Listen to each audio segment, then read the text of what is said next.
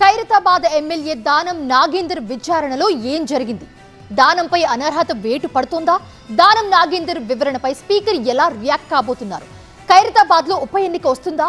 ఇదే ఇప్పుడు రాజకీయ వర్గాల్లో చర్చ.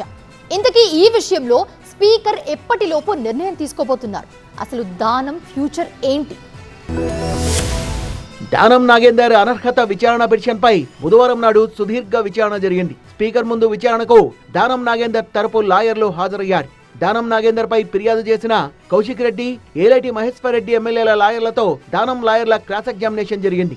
దానం నాగేందర్ పార్టీ మారినట్లు ఆధారాలు ఉన్నా నిర్ణయాన్ని వాయిదా వేసే ప్రయత్నం చేస్తున్నారని ఏలేటి మహేశ్వర్ రెడ్డి అన్నారు.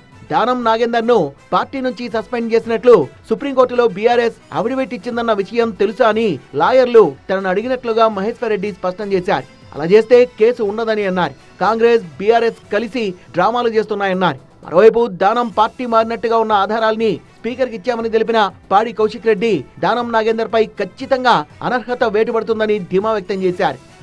తను పార్టీ మారలేదంటూ స్పీకర్ గడ్డం ప్రసాద్ కుమార్ కు దానం నాగేందర్ గతంలో లిఖితపూర్వక సమాధానమిచ్చారు. తనను పార్టీ నుంచి సస్పెండ్ కూడా చేయలేదన్నారు. విచారణ తర్వాత దానం నాగేందర్ తో పాటు కడియం శ్రీహరి, సంజయ్ కుమార్లపై స్పీకర్ నిర్ణయం తీసుకునే అవకాశం ఉంది.